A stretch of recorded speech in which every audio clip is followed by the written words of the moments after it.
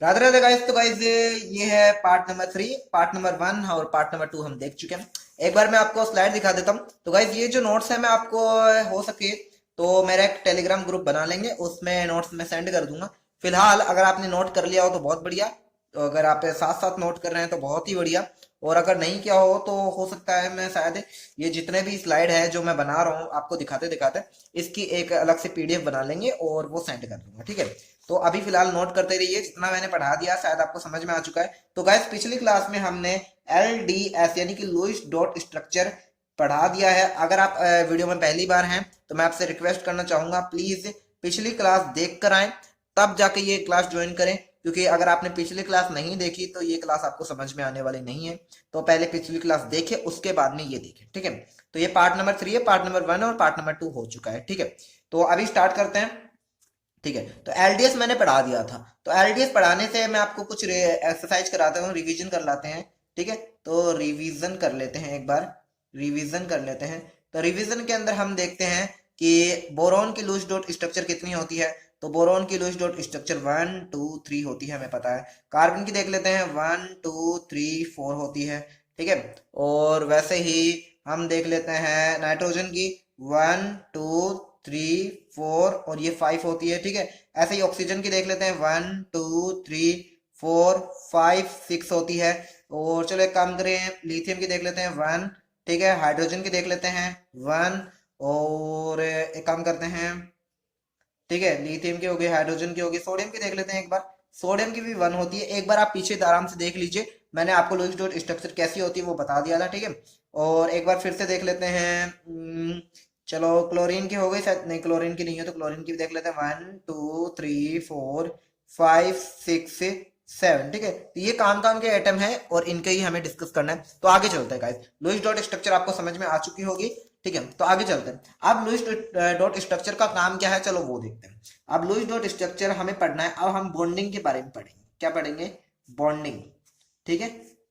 Bonding यानी आबंध के बारे में हम पढ़ेंगे। आबंध कहते हैं जैसे बंध कहते हैं, एक ही बात है, ठीक है। तो आप आबंध के बारे में पढ़ेंगे, ठीक है।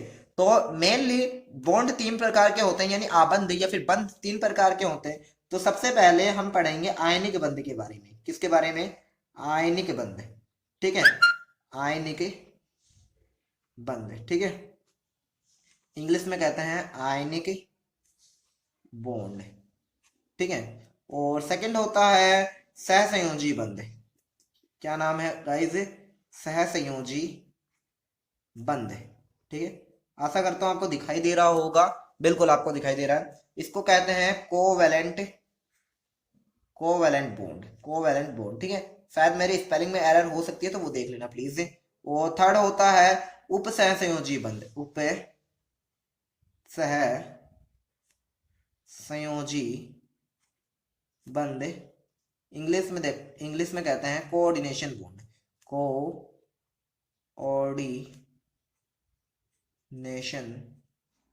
बॉन्ड।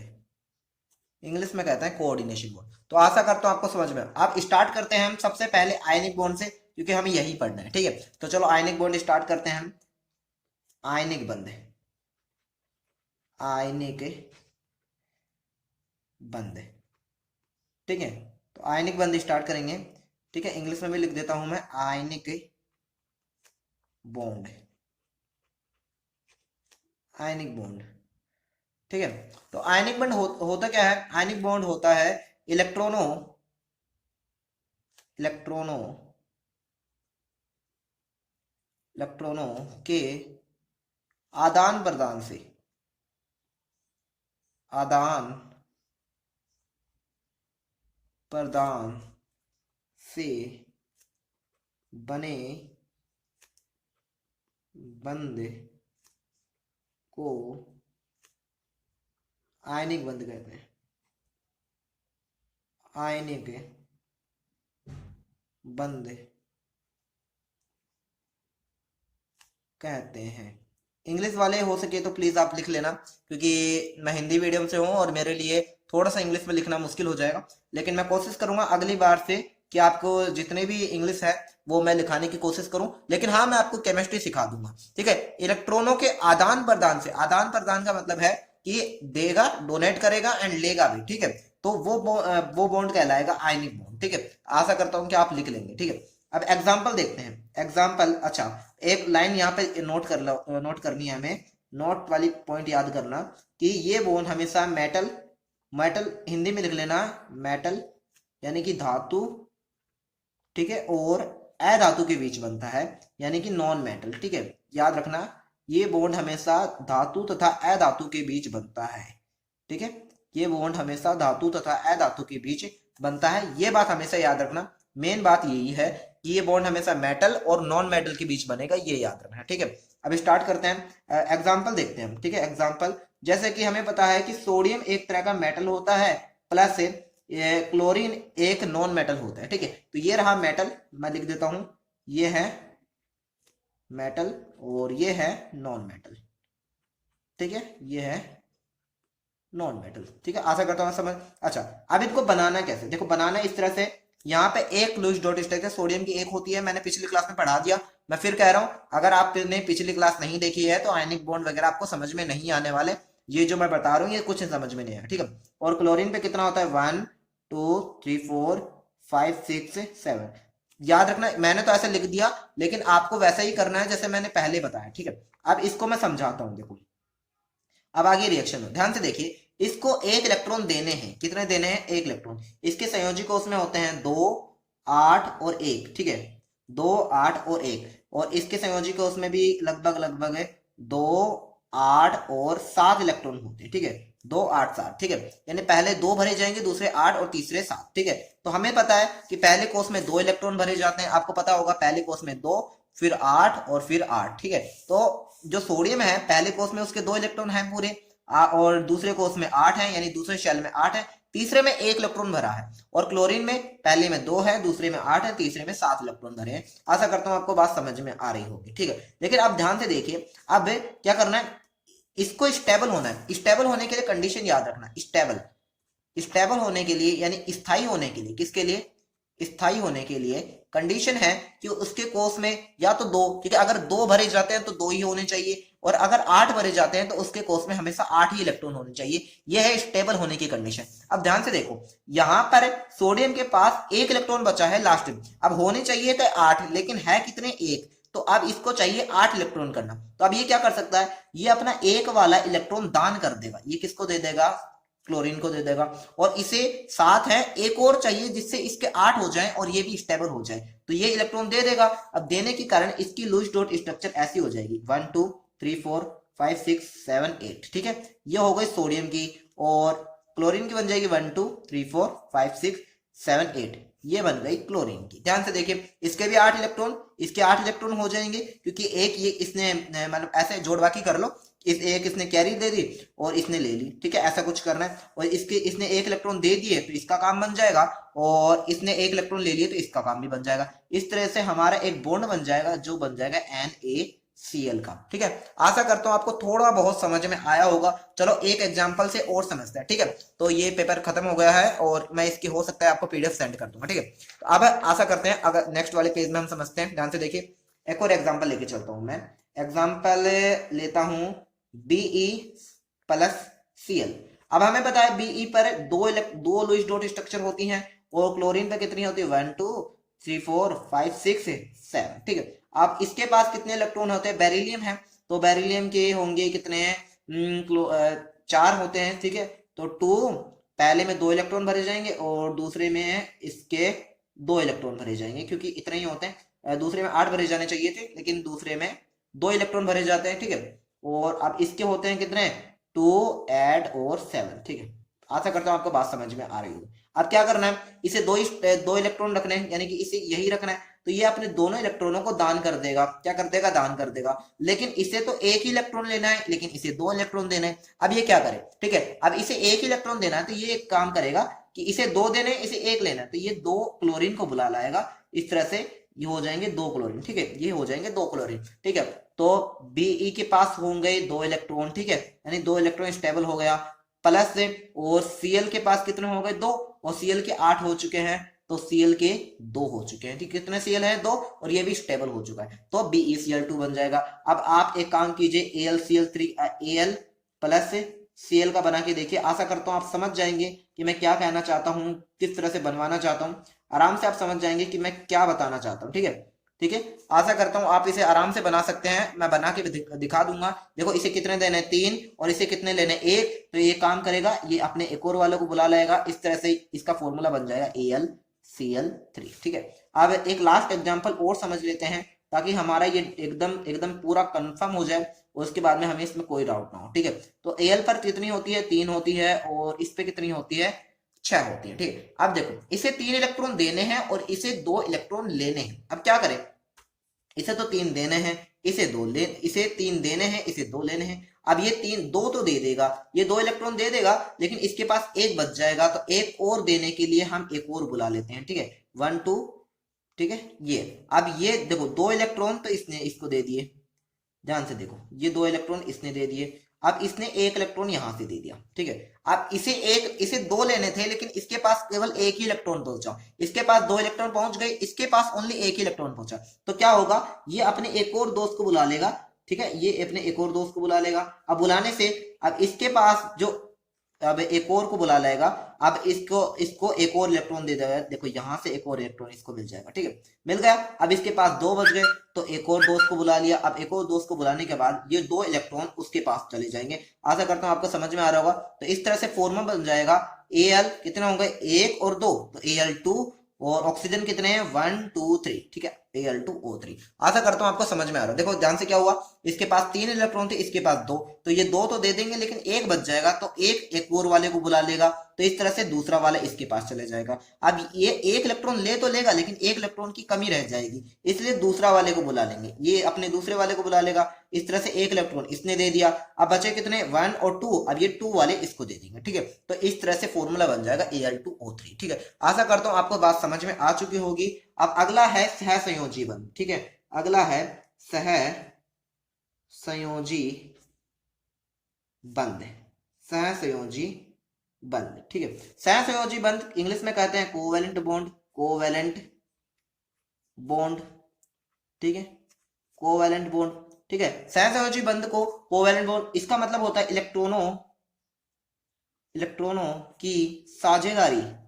साझेदारी, साझेदारी का मतलब होता है साथ साथ में, साझेदारी से बने बंध, से बने बंध को सहसंयोजी बंध कहते हैं। सहसंयोजी बंध कहते हैं, बंध कहते हैं। इंग्लिश मीडियम भी वाले शायद लिख लेंगे, कोई ज्यादा हार्ड डेफिनेशन नहीं है। मैं अब जो चैप्टर स्टार्ट करूंगा तो उसमें डेफिनेशन आपको पक्का लिखाऊंगा। फिलहाल आप थोड़ा सा एक बार थोड़ा सा कर लीजिए। मैं पक्का कह रहा हूँ, आपको डेफिनेशन पक्का लिखाऊंगा, ये मेरी गारंटी है। फिलहाल आप थोड़ा सा एक बार बना लीजिए, क्योंकि फिलहाल मैं हिंदी मीडियम से हूँ, मैंने थोड़े से इंग्लिश मीडियम के नोट्स वगैरह तैयार नहीं किए हैं, तो थोड़ा सा मुझे दिक्कत होगी। फिर भी मैं आपके इंग्लिश मीडियम के नोट्स तैयार कर लूंगा। ठीक है, तो फिलहाल कोवेलेंट बॉन्ड को समझते हैं। इलेक्ट्रॉनों की साझेदारी, देखो यहाँ पे एक वर्ड आया है साझेदारी। साझेदारी यही है इंपॉर्टेंट। साझेदारी का मतलब क्या होता है, देखो आप एग्जांपल समझो कि आपका फ्रेंड है, जैसे कि कोई राम, ठीक है, और आपका नाम है श्याम। ठीक है, ठीक है, तो आपके पास एक बैट है। ठीक है, आपके पास क्या है, एक बैट है, और इसके पास एक बॉल है। अकेले बैट के अनुसार आप खेल नहीं सकते, बिल्कुल नहीं खेल सकते, और अकेली बॉल से श्याम भी नहीं खेल सकता। एक काम हो जाएगा, अगर दोनों मिल जाएं, दोनों साझा कर लें, तो ये इसका बैट और इसकी बॉल आपस में दोनों खेल सकते हैं। बस यही एग्जाम्पल है साझेदारी का। ठीक है, अब इसको समझते हैं एग्जाम्पल। अच्छा, ये बॉन्ड हमेशा non metal plus non metal के बीच बनता है, ये याद रखना। Non metal plus non metal के बीच बनता है, बस ये याद रखना। एग्जाम्पल समझते हैं, जैसे कि एक बॉन्ड में लेके चलता हूं कार्बन। ठीक है, कार्बन की लूज डॉट स्ट्रक्चर होती है 4, बहुत बढ़िया। ठीक है, हाइड्रोजन लेके चलता हूं, हाइड्रोजन की लूज डॉट स्ट्रक्चर होती है 2। ठीक है, सॉरी 1, लूज डॉट स्ट्रक्चर कितनी होती है, 1। अब हाइड्रोजन को स्टेबल होने के लिए इसके कोष में 2 इलेक्ट्रॉन होना जरूरी है। ठीक है, मैं आपको दिखाता हूं, ध्यान से देखिए। ध्यान से देखिए, ये हाइड्रोजन के पहले कोष में 1 इलेक्ट्रॉन, लेकिन होने कितने चाहिए, तो मैंने आपको बताया 2 इलेक्ट्रॉन, तो 2 इलेक्ट्रॉन चाहिए इसे। इसके कोष में है ओनली फॉर 1 इलेक्ट्रॉन। तो अब ये क्या करेगा, ये जो कार्बन का 1 इलेक्ट्रॉन है इससे साझा कर लेगा। ठीक है, इसने साझा कर लिया, इसका ये वाला साझा कर लेगा, ये वाला भी साझा कर लेगा और ये वाला भी साझा कर लेगा। अब कार्बन के होने चाहिए 8, क्योंकि आपको पता है कार्बन की जो परमाणु क्रमांक है एटॉमिक नंबर 6 होता है, तो कि उसे अपने जो सेकंड सेल में कम से कम 8 इलेक्ट्रॉन होने चाहिए। तो और उसके पास होते कितने कार्बन की आप इलेक्ट्रॉनिक विन्यास अगर जानते हो तो कार्बन का होता है 1s2 2s2 2p2। तो कार्बन के जो लास्ट सेल होता है उसमें ओनली 4 इलेक्ट्रॉन होते हैं और उसे 4 इलेक्ट्रॉन और एक्स्ट्रा चाहिए तो 4 इलेक्ट्रॉन ले लेगा। तो इस तरह से बॉन्डिंग बन जाएगी CH और ये फॉर्मूला बन जाएगा CH4। नाम होता है इसका मेथेन, जो आपको ऑर्गेनिक केमिस्ट्री में पढ़ाया जाएगा। ठीक है, तो ये आपको ऑर्गेनिक केमिस्ट्री में पढ़ाया जाएगा, चिंता मत कीजिए। ऑर्गेनिक केमिस्ट्री में मेथेन कैसे आया, ये आईपीएससी नाम है, मैं आपको बताऊंगा कि इसे भी कैसे बनाया जाता है। ठीक है, आशा करता हूं आपको समझ में आ चुका होगा। अगर और आप एग्जाम्पल समझना चाहते हैं तो और एग्जाम्पल जैसे कि आप O2 के बीच समझिए। ठीक है, O2 में आपको लुईस डॉट स्ट्रक्चर आपको पता है 1 2 3 4 और ये 5 6। ठीक है, ठीक है, 1 2 3 4 5 6 आपको पता होगा लुईस डॉट स्ट्रक्चर, आपने अच्छे से याद किया तो कोई दिक्कत नहीं होने वाली। अब एक काम कीजिए, इन दोनों के बीच में देखो ये तो लोन पेयर है, ये तो काम लेंगे नहीं, ये बंद बनाने में भाग नहीं लेते। लोन पेयर याद रखना कि लोन पेयर बंद बनाने में भाग नहीं लेते, ओनली फॉर ये जो एकाकी इलेक्ट्रॉन है, ये जो सिंगल इलेक्ट्रॉन है वही बंद बनाने में भाग लेंगे। तो इन दोनों के बीच बॉन्ड बन जाएगा कुछ इस तरह से। ठीक है, और लोन पेयर ऊपर बची रह जाएंगी। ठीक है, ये रहे लोन पेयर। ठीक है, तो आशा करता हूं आपको समझ में आ चुका होगा। एक और एग्जांपल ले लेते हैं N2 के बीच। N2 में देखेंगे तो ये रहा N, ये रहा N। अब यहाँ पे होता है 1 2 3 4 5, 1 2 3 4 5। ये लोन पेयर बंद बनाने में भाग नहीं लेंगे, सिंगल इलेक्ट्रॉन लेंगे। तो क्या हो जाएगा, ये N ये N, ये यहाँ से आ जाएगा, ये यहाँ से आ जाएगा और इन दोनों के बाद में जो एक एक इलेक्ट्रॉन है वो बंद बना लेंगे। यानी कि ऑक्सीजन के बीच डबल बॉन्ड होता है और नाइट्रोजन के बीच ट्रिपल बॉन्ड होता है। बस ये बात याद रखने की है। ठीक है, क्वेश्चन आता है 11th क्लास में अगर होंगे तो वहां पर ये छोटे मोटे क्वेश्चन पूछ लिए जाते हैं कि ऑक्सीजन के बीच कौन सा बॉन्ड होता है, नाइट्रोजन के बीच कौन सा बॉन्ड होता है। तो आशा करता हूं आपको साझेदारी वाला कॉन्सेप्ट समझ में आ चुका होगा। देखो साझेदारी में हुआ कुछ नहीं, इसने 2 इलेक्ट्रॉनों का पेयरिंग, 2 इलेक्ट्रॉन इसने साझा कर दिए, 2 इलेक्ट्रॉन इसने साझा कर दिए, तो इसके भी 8 इलेक्ट्रॉन, इसके भी 8 इलेक्ट्रॉन, इसने 3 इलेक्ट्रॉन साझा कर दिए, इसने 3 इलेक्ट्रॉन साझा कर दिए, तो इसके भी क्या हो गए, इसके 8 इलेक्ट्रॉन हो गए, इसके भी 8 इलेक्ट्रॉन। तो ये बना है कोवेलेंट बॉन्ड। ठीक है, आशा करता हूं आपको समझ में आ चुका होगा। अब उप सह संयोजी बंध, उप सह संयोजी बंध, ये हम नेक्स्ट क्लास में पढ़ेंगे। फिलहाल क्लास काफी बड़ी हो चुकी है। ठीक है, क्लास काफी बड़ी हो चुकी है, तो ये हम नेक्स्ट क्लास में पढ़ेंगे। और अगर आपको वीडियो पसंद आई हो तो लाइक करना, शेयर करना, सब्सक्राइब करना। ठीक है, और इसी तरह बने रहिए। और मैं आपको पहले कह रहा हूँ टाइमिंग एक जरूर बता देंगे।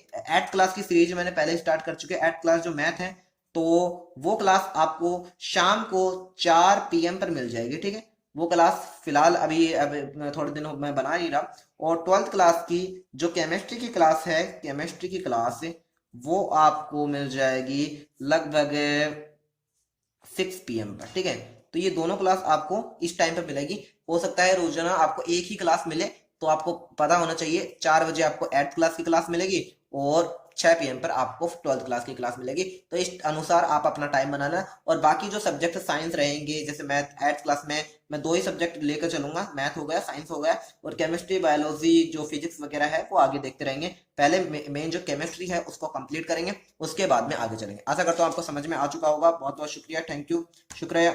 और लाइक करना, शेयर करना, सब्सक्राइब करना। Okay, good bye.